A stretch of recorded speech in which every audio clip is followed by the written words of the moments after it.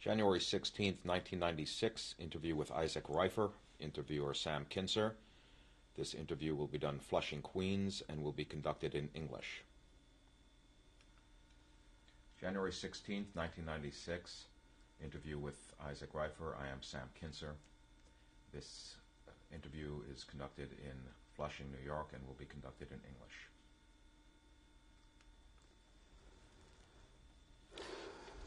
Mr. Reifer, will you introduce yourself to us, sir? I would like to introduce myself. My name is Izaak Reifer. I was born in Poland, in a town named Krzanów. It's not far from the German border. As a matter of fact, it is not far from the big town of Auschwitz. I was about 11 years old at the time the war broke out.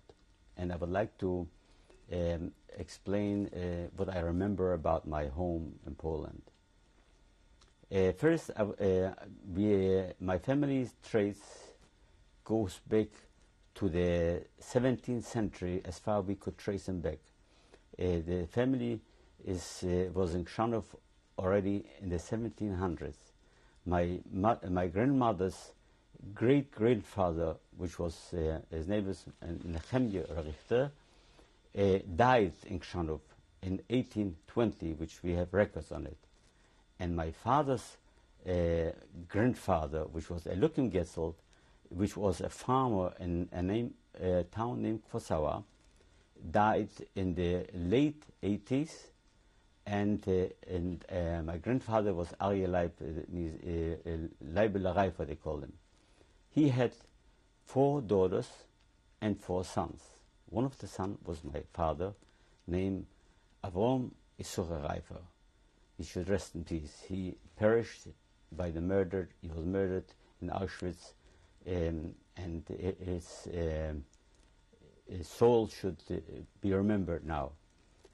He was a businessman, a very sharp, intelligent person.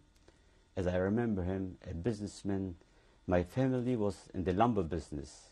My father had a sawmill in the town of Chełmek, which is right near Krzanów, and he was the main businessman in the family.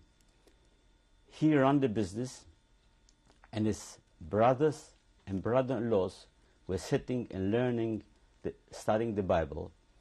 He was the main man in the family. As I remember him, he was a sharp Jewish mind, an intelligent person, a God-fearing person. The way I remember as a child, he used to get up very early in the morning, studying the Bible and going to his work. And all his life was how to adhere to the Jewish laws and religion, and to keep on the chain from the family, as his father taught him. My mother, Rivka Yerd, she was a God-fearing person, a very a noble heart, full of love and charity, understanding for fellow men, high morality, a unique personality. Nobody felt inferior to her. We were 3 boys at home. My oldest brother's name was Samuel Reifer, which lives now, he survived the war. He lives in London. And then I had a brother, Moshe Reifer. I had a sister, Rosa, which perished during the war, and my sister, Ruja Reifer, which lives in Israel.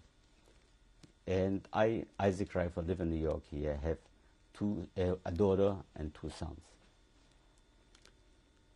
As I remember Krzanów, when the war broke out, the Germans came into town, and they took over all the businesses for my father. We were depending on their help. We had to work, and Tell me, before you talk about the war, I'm interested in Krzanów and some of your remembrances of it. In growing up, there was your family. Krzanów, yes. Did you attend school in Krzanów? I attended 1st grade. 1st grade? Yes. Uh-huh. In Krzanów, yes. And your brothers and sisters also? My brother never went to school, my oldest brother. I was the youngest, so at that time they kind of start sending the kids to school. My brother was taught at home. Everything what he knows, he was learning at home. My sister went to public school, and then she went to a private school where she learned the Jewish learnings, you know. And my brother went also to public school, which perished. And you said that your father was a very learned man. Yes, he was a learned man. How would you describe your Judaism within the household? Was it very orthodox? Well, my father, he was a merchant, a man of great talent, a sharp, intelligent, of Jewish brain, God-fearing, modest. His devotion to religion and respect for fellow men. He studied the Bible all his life. His greatness was centered with his simplicity. He was beloved and unforgettable. And my mother, Rivka Yared, a noble heart, full of love and charity, understanding for fellow men, high morality, a unique personality. Nobody felt inferior to her.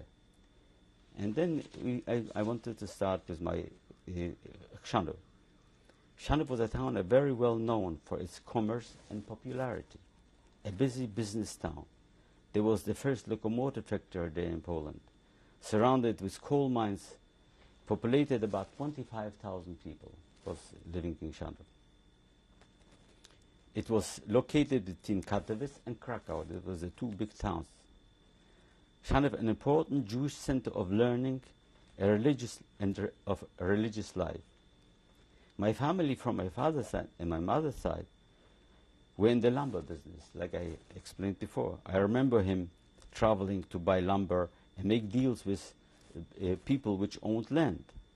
I remember even name of Sapiecha, which he owned a lot of land, and my father went to buy from him lumber, and other land owners. He cleared the lumber and shipped it on water, on barges, and land to his sawmill in Chelmek. The town was Chelmek. Cut it for resale to building industry and coal mines. It was a partnership where my father was running the business, while his brothers and brother-in-laws were involved in the study of Torah. The sawmill was the breadbasket for the family of learners. Now my grandfather, Reifer, a short, 5-foot tree, full of life and energy person, was was well known in Kshanov. The family chain dates back a few hundred years, with a reputation of honesty, well educated in Jewish studies. As far as I can trace, his father, Elukim Gessel, my grandfather, owned a farm in the town of Kwosawa. In Shimota, he was kind of a poritz, they called it in Jewish, like a landowner, a big landowner. Had also a tavern near Kshanov, named Kwosawa. He had 4 sons and 4 daughters, of which one son was my grandfather, Leibel Reifer. Mr. Reifer, tell me a memory that you have of your grandfather. Yeah, well, basically, the whole family, it was a big family. The whole family my grandfather had his own synagogue. He built himself a synagogue in his backyard. And the town people used to come there and to pray. His day started about 5 o'clock in the morning. He used to get up. He used to go to immerse in they call it a mikveh. This is ritual waters. And then he went and started off the synagogue to put on the fire, because people came to study and to pray. On a Saturday, it is very hard to describe how the whole family used to come there to pray, and then after the praying, all went in there and spent the Sabbath with my grandfather. My grandfather, Reifer, was sitting at the head of the table, and he was versing the Bible, he was eating, there were songs, and there were questions, and everybody was so interested to hear, because he used to be a Hasid from the Radomsker Rebbe, and when he came back from the Radomsker Rebbe, he had so many things to tell us. It was very festive, very interesting, especially on holidays, about my grandfather. He had a lumberyard in Shanov. He was well known in the area. And in your family, a typical Shabbat, what was that like? Sabbath was a day which my father and my grandfather was waiting the whole week for it. He was not himself. He was just given over to a different authority, because he believed he was so devoted to God and to the religion that everything was connected to Shabbat had to be fulfilled totally. We had the prayers in the synagogue, the gathering together as a family, and the studying of Torah, of the Bible. And your mother, in preparation? My mother was a very fine, good-hearted lady. She had every Sabbath invited to our house poor people, because my grandfather had the synagogue, and people from out of town used to come to town, and they came into the synagogue. They were waiting somebody should take them home for a meal. So whoever came, they wind up in my family's house. So you had a lot of people. And my mother, yes, my mother prepared the food, and I remember certain situations as a child. My mother used to prepare food during the week even for poor people, and I as a child used to carry that food to them and bring it to the houses that they should have what to eat. And how was it between you and your brother and sisters? And my brother was the oldest, the one which lives in London. He was a very educated. He was already much older than I am, and he is very versed in Jewish learning. Most of his life he spent in the yeshiva. He was sitting and studying and learning Torah. He's very well known as a biblical scholar. My sister lives in Israel. She has a family of her own. It's a son and a daughter. The son is a doctor, and the daughter is married to a lawyer. And she survived by sheer luck, like we all did. Now, the 1939 were very cloudy years. The Germans invaded Poland. They came in and they took away all our whatever we had, and we became like dehumanized, and and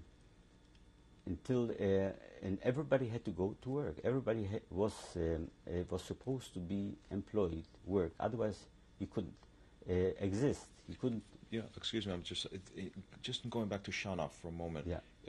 Approximately, how big was Shanov? How many people?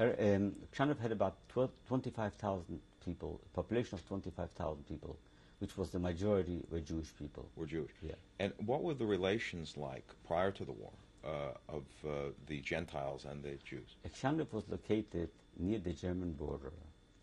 They had a lot of industry in the town. Therefore, the Jews prospered with the businesses, and they had with the business. The Jewish. This was a very prosperous town, and it was near the Jewish-German border. Mm-hmm. So it was a prosperous town. Yes. During summers, or when you weren't in school or whatever, did you ever travel from Shanov? Yeah, my mother used to go to Krenica because we were well off, and we went to Krenica, which was a place you go to a hotel to the mountains here, and we spent the time. As a matter of fact, I have some pictures from Krenica which I would like to show it to you. But were those fun times? Do you remember? Well, as far as I am concerned, it was only 1 or 2 times because I was still a youngster at that time. Mainly, it's that Kshannok, when the war broke out in 1939, and everything was taken away from us, and we were put in the ghetto, in a section of town. And then it started like the Germans wanted to dehumanize the Jewish people to the aspect that they tried to trick them into certain ways of life. I have to of life. Well, I'm sorry. I just going to come back see, to. I don't remember everything. I know, and that's fine. I'm before we move on to your times in Shanov. What were some of the most pleasant times you remember in Shanov and in growing up? Your friends, your family. Well, we had a big family and gatherings on Saturdays, and mainly it was study and family and friends and school. This is the way of life, I was brought up. Did you have many friends? Well, I was going to school. I had friends. As a matter of fact, I met some friends now after the war, which went with me to school too. Oh, yeah, I met some friends. Yeah, very considerable. And what were your brother and sister in growing up? Were you very close? We were all very close. The family was a very. You were the youngest, the oldest. I was the youngest. The youngest, and you were all very close. Yes, we were very close. Yeah. Do you remember any times together with them that were special? Well, the family was a very close-knit family. The family were a very long established family in Kshannok. We had a lot of relatives there to visit. We used to go to visit uncles and aunts, and we lived in a house. For example, the house where we lived, there were 4 families living, and there was uncles and aunts and cousins. And then there was this big house where my grandfather was living, and there was a family. We always had gathering. We always were together. We always prayed together, and we always stayed together. Were there any other people living in your house? No, of your family? only on we lived. There were 4 families. There were 2 brothers and 2 sisters from my father. That means my father, his brother, and 2 sisters were living downstairs. Do you remember the name of the street that you lived on? The name of the sister was Kriska. Kriska. Yeah. Mm-hmm. Yeah. Kriska in Poland. Was it the street itself? Was there a lot of people living on that street at the time? Of course, there were a lot of Poles. You see, I would like to go more in details, you see, about what happened with the Germans. The Poles have cooperated with the Germans all the time in every aspect, and that's what helped them so much to succeed in this aim, in their aim to destroy the Jewish people. I remember certain instances, for example. The beginning, the Germans found a hideaway place in our house, and they took away my aunt, which was living in our house. Her name was Brandl Zenzer. She was a sister of my father. And they sent her to Auschwitz. She had 2 children, Volvele and Pearl. They were infants, 2 infants. Her husband was a flawless man. His name was Aaron Zenzer. And next door to her was living my aunt, another aunt, which was her name was Handel Schlesinger. She was married to a Schlesinger, and she took those 2 children, those 2 infants, because since they took away the mother, we received bags of ashes from Auschwitz. This was right in the beginning, and telling us that she was cremated. And this Handel, she took those children, and she took care of those children. While there were a number of razzias, you know, a razzia means the town was surrounded a number of times from the Germans, and whoever was caught was sent to a labor camp. She could not hide because the children were crying. So in a situation, they took her and they sent her to, they wanted to send her to Auschwitz to kill her with the 2 children. And on the way, going to Auschwitz. She died near the cemetery in Khanov, and the 2 children were sent back to the father because they didn't know what to do. They thought that the 2 children just got lost from the mother, because this was the beginning. Like, they made the razzia, they took away a number of people, but this did not. And still, there were Jews left in Khanov, and there were a number of razzias. And since everybody had to work, you never knew when the razzia is going to be and what's going to happen. My grandparents, for example, there was a razzia which they gathered all the Jews, which they could catch. And they took my grandfather and my grandmother. They sent them to Auschwitz. They killed them. And my father was working for a company which had, which they called it Sonder, a special Sonder, which it was important for the Germans, like. And so did my mother work for a certain company for the Germans. And I was for the Germans, and I was the only child at home. My brother was also working. Everybody was working. I was only home. And little by little, they took away the Jews. They sent them from Khanov to labor camps. I would like to bring out certain instances which are in my head, which is important to reveal what happened.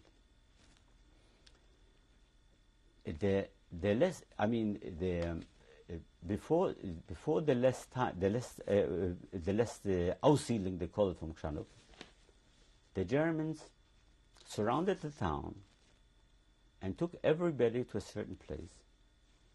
And there was my uncles, my aunts, my grandfather, my grandmother, and they sent them to Auschwitz. And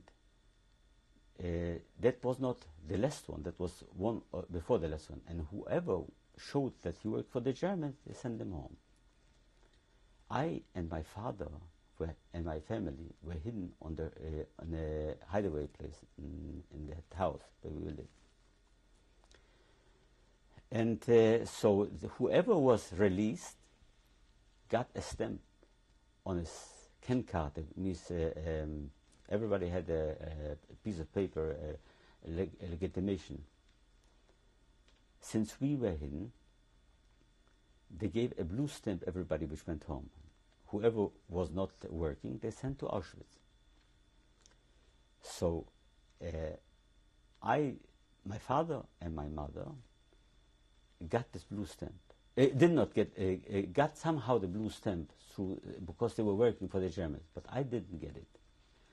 Then there came a time where the Germans wrote that everybody has to be gathered again, and they will give everybody a stamp. So my father and mother sent me for the stamp because they had that stamp. And I went, but I got a red stamp, not a blue stamp. And they sent us home. A few weeks later, my mother, this is something which was very important, which I remember, a situation where my mother, as I saw my mother for the last time. My mother was preparing food for herself to take to work. My father, in the evening, that was in the evening, my brother and the sister was already in the labor camps. Only was home my mother, my father, my oldest brother, and myself, as the youngest. And my mother instructed me what to do the next day, what to prepare, and what to get for her. And as I remember her, she was standing near the stove and preparing her food. And then she left to work in the morning. My father went later, but because he went to pray by a neighbor's house, they had a minyan, so he went to pray there. And he came home, and he said they saw that the whole town was surrounded. So he came running, and we went and we hid on the roof. And that was the last time I saw my mother. My mother never came back. They took her to Auschwitz, and I was thinking what she must have thought, leaving me as a child, the 10-year-old boy, at home, with nobody at home, because she knew that her husband, my father, went to work.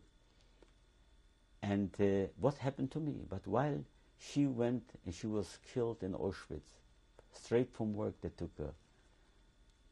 And I was hiding with my father and with my brother on the rooftop.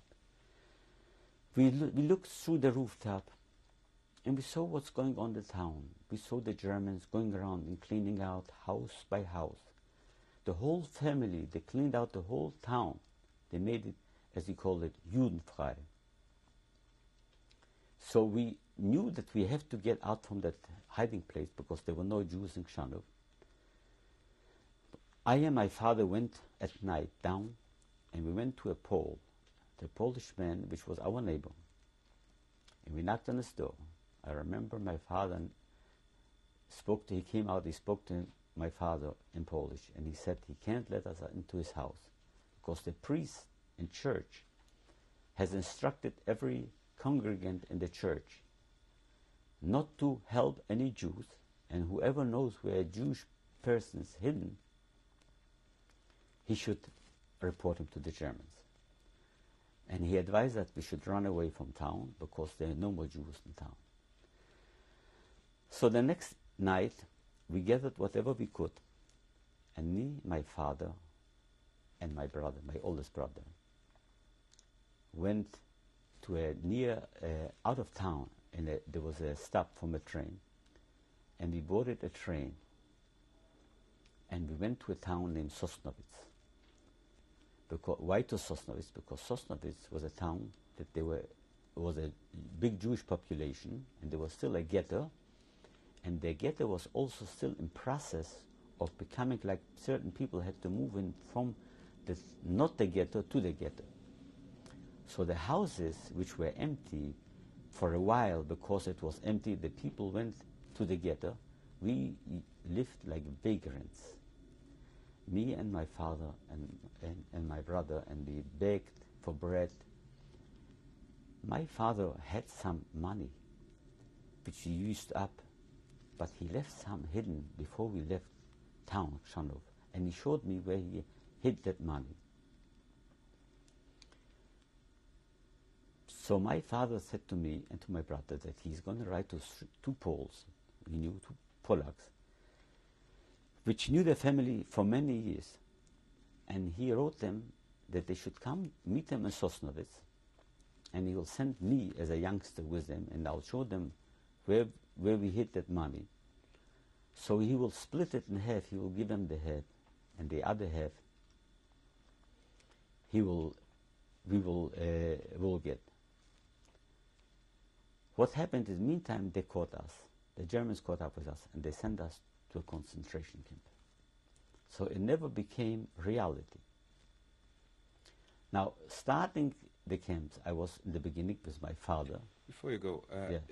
let me ask you a couple of things that you had mentioned. You said within your house there was a hideaway. There was a hiding place there in my house. What was that like? We made on top of the roof such a call it that you could hide there and save yourself, that they didn't realize that there was still a spot there that the people could be there. And this is where your aunt hid, and you and your father. Then my father, me, and my oldest brother. Now, why I would like to bring a certain instances into because I remember those things, and those are very important factors. I could come back later to my family, but I would like to bring out those points. We were together in Markstedt, me, my father, and my brother. We worked in a company named FG Schlesien. They call it Ferngas Schlesien. We used to get up very early in the morning. They took us by train, and we were digging ditches to put gas. They were putting pipes of gas pipes. Now, there was